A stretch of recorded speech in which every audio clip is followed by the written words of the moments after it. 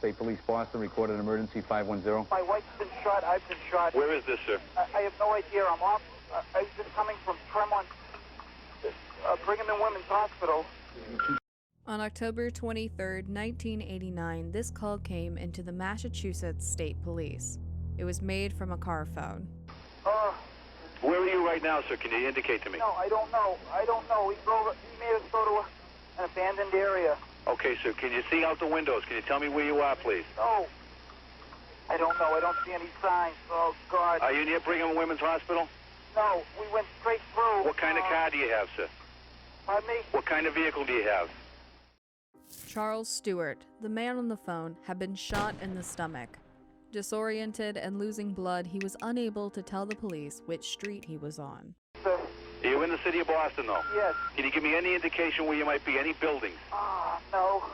Okay, has your wife been shot as well? Yes. In the head. In the head? Yeah, I ducked down. How long ago did you leave Brigham and Women's, sir, and what direction did you leave? 2 minutes, 3 minutes. Oh, man. 3 minutes from Brigham and Women's, sir. Charles and his wife were coming from the hospital because they had just attended a birthing class. Carol Stuart was 7 months pregnant. Just try to give me a cross street. If you can drive, give me any street indication and stay there. I'll get someone right to you right away. Stop the car. He took the keys, but I have a spare set. Oh, man. Bear with me, Chuck. I'm going to get someone to you. Hang in with me now. All right. I'm at a place. Oh, I can't read it. Just try to read it, Chuck. I'm coming up to an intersection, but there's no... Toyota Cressida. What color's your car, buddy? Street sign. Blue. Blue Toyota Cressida. Yeah. Okay, Chuck, so try to give me a street sign. Intersection. Okay, Chuck. Is your wife breathing? I just feel it gurgling. There's a busy street up ahead. Oh, man. I'm turning onto a busy street. I recognize where I am now. Should I drive to the hospital? Just tell me what the street is, Chuck. I'm pulling over. Tremont Street. Tremont Street? It took 13 minutes for the police to get a street name. When they did, they sent police cars to the area, but the street was miles long. They still had no idea where to find Charles and Carol. Hang in, Chuck. Come on with me now. Chuck, I need you to help me a little bit, and I'll get assistance to you right away. We're on the way, Chuck. Chuck. Yeah. Can you... man, I'm going to pass out. Can you open the door? Can you open the window? I'm blanking out. You can't blank out on me. I need you, man. Talk to me, Chuck. Oh. Where are you shot, Chucky? Chuck?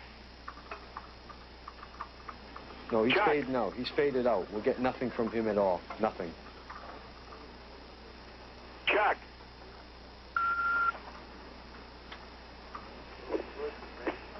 Chuck? Police ordered the cruisers in the area to turn off their sirens, then turn them on one by one. Route 2-1, your siren's on. No siren there. No, we're not getting anything now. Bravo 2-1, shut off your siren. Bravo K1, sound your siren. Not yet, no siren.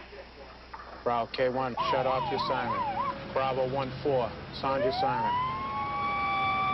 I think it was like the fourth or fifth car that we did hear the siren. You're right there, right on top of when we hear the siren, loud, real loud, right there. Police and ambulances were finally able to pinpoint the location of the car. Carol and Charles Stuart were both suffering from gunshot wounds and unconscious. Incredibly, a video crew from the television show Rescue 911 was on the scene and caught footage of the couple being pulled from the car. Carol was rushed back to Brigham and Women's Hospital, where she had gone to a birthing class only hours before. She died within hours. Her baby was delivered by C-section 8 weeks premature. Charles Stuart was taken to Boston City Hospital, where he underwent surgery. Luckily, his wound was not fatal. While there is no question that the attack of a young pregnant couple was tragic, it was not unusual. Hundreds of shootings happened in Boston that year, many of them quickly forgotten or even gone unreported. This case was different. Within months, the death of Carol Stuart was set to tear Boston apart. Carol Stuart's funeral was attended by 800 people, including the mayor, the chief of police, and the governor. While Charles was still in the hospital and unable to attend, his two brothers, Matthew and Michael, were pallbearers.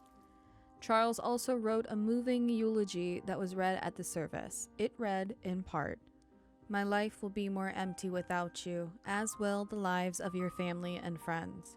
You have brought joy and kindness to every life you've touched. Now you sleep away from me. I will never again know the feeling of your hand in mine, but I will always feel you. I miss you and I love you." Shortly after Carol's funeral, Christopher Stuart, the baby delivered 2 months early, died of respiratory failure. Even while being loaded into the ambulance, Charles Stuart had been articulate on who had committed this terrible crime. What do you look like? Black male, what do you have on for clothing, do you remember? Your friend partner there, but he wants to get all over it. Any stripes on it? A black perpetrator, approximately 6 feet tall and in his 30s, had jumped into the Stewart's car while it was idling at a red light.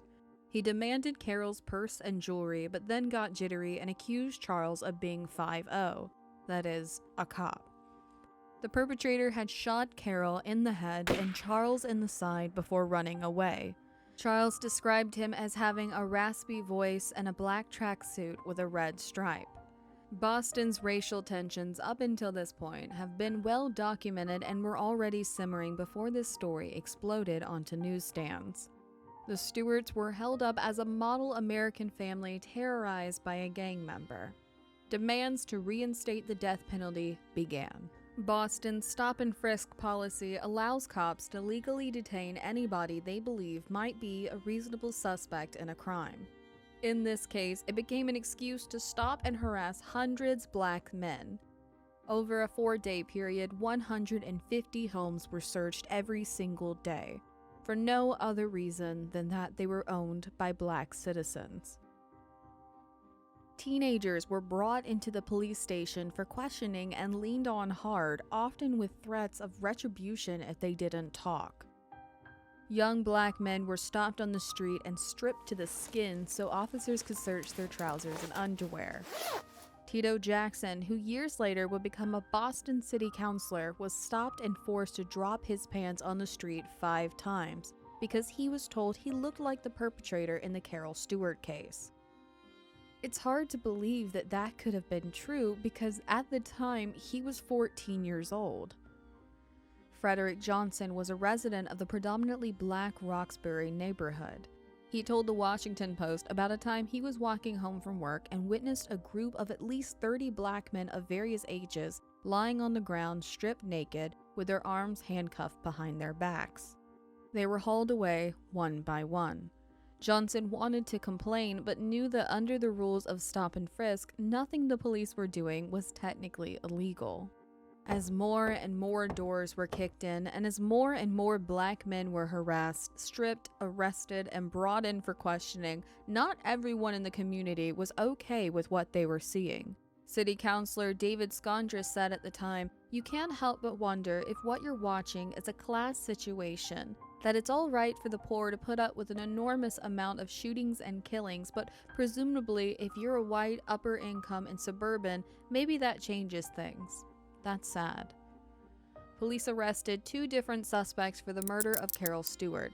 The first was never identified before being released. The second was arrested because he was found living in an abandoned building with a black tracksuit soaking in the sink, no red stripe, and no other evidence. Such was the hysteria around the case that this suspect, Alan Swanson, was kept apart from other prisoners in case they attacked him. He did not eat in prison because the guards spat in his food. He struggled to sleep as they ran truncheons over his cell doors to keep him awake. Nevertheless, with no actual evidence available, he was eventually released. Police soon got a young black teenager into custody. As they had many times already, they intimidated him into making a statement. The teenager said he had heard his uncle Willie Bennett brag about committing the crime. The teenager immediately recanted his statement, but police arrested Willie Bennett when they found that he matched the perpetrator's description. 6 feet tall, in his mid-30s, with a raspy voice. When put in a police lineup, Chuck Stewart identified him as looking like the man who shot my wife. Willie Bennett was arrested. Shortly after Willie Bennett's arrest, there was a shocking twist in the case. Charles Stuart's brother Matthew, who had carried Carol's casket at her funeral, came to the police with a confession. The night that Carol was shot, Charles Stuart had paid his brother $10,000 to do him a favor. All Matthew had to do was meet Charles at a predetermined location where the car would be stopped after the birthing class. When Matthew approached the car that night, Charles tossed him Carol's purse, her jewelry, and the gun used to shoot the couple.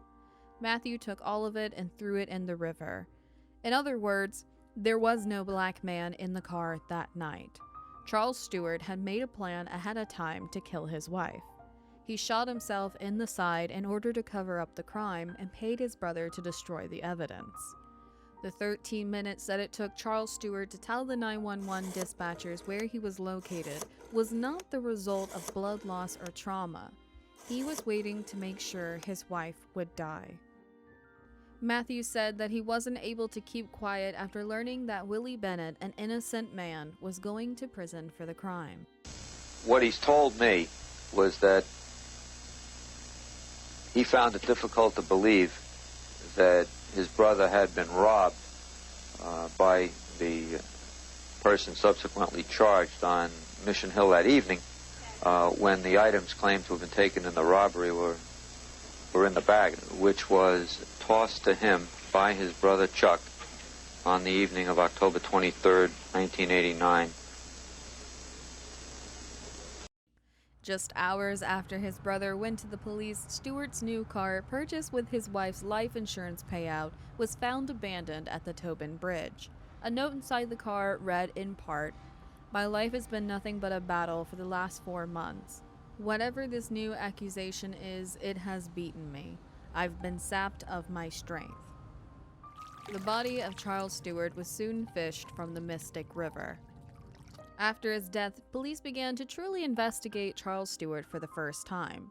They found that he had taken out several life insurance policies on Carol shortly before her death. He had also been caught on camera in a jewelry store buying a gift for a secret girlfriend. It was also revealed that Charles asked another one of his brothers, Michael, who also carried Carol's casket at the funeral, for help killing his wife mere weeks before the murder. Michael later explained that he didn't think his brother had been serious. On January 12th, in front of a grand jury, a close friend of Charles named David McLean recalled a dinner that he had had with Charles a month before Carol's death. As they ate at a restaurant, Charles told David that his wife seemed to have the upper hand in the marriage and had refused to get an abortion.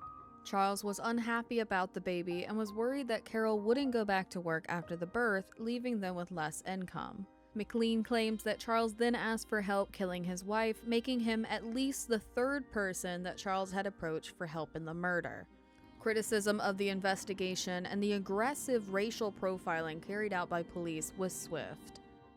The case did not go forward in the manner that it should. They were too preoccupied with the story that Charles Stuart gave, which is now a total fabrication, and because of that, hundreds of black males were harassed.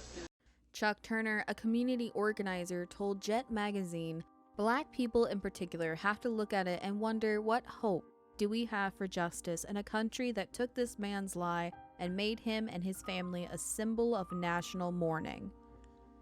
The Attorney General's office was brought in to investigate allegations that during the Carol Stuart case, police officers coerced witness statements and performed illegal searches. The most disturbing findings are those of public strip searches.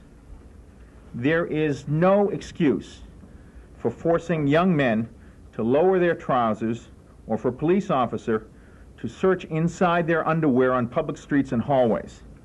That practice must be condemned in the strongest possible terms. In April 2000, Willie Bennett told the Boston Globe that the Stuart case still haunts him. He stated, "I don't trust anybody. I barely trust myself. The police falsely pinned a crime on me once and they can do it again. I have no faith in the law enforcement and I don't like cops.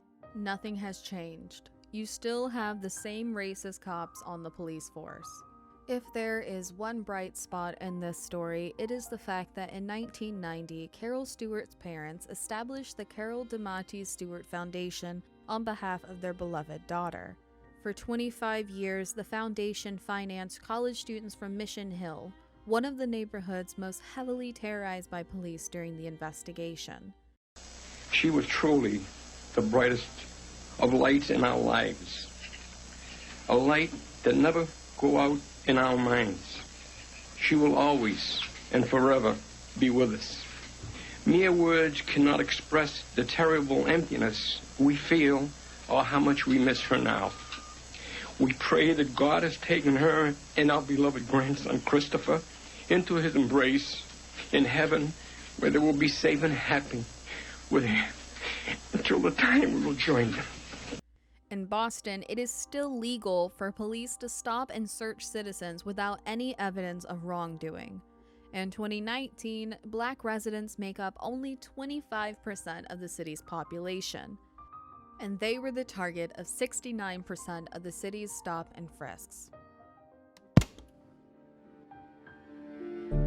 Thank you for watching Beyond Crime. If you enjoyed this episode and want to support more true crime content, don't forget to like, subscribe, and comment to let us know what you thought of this case.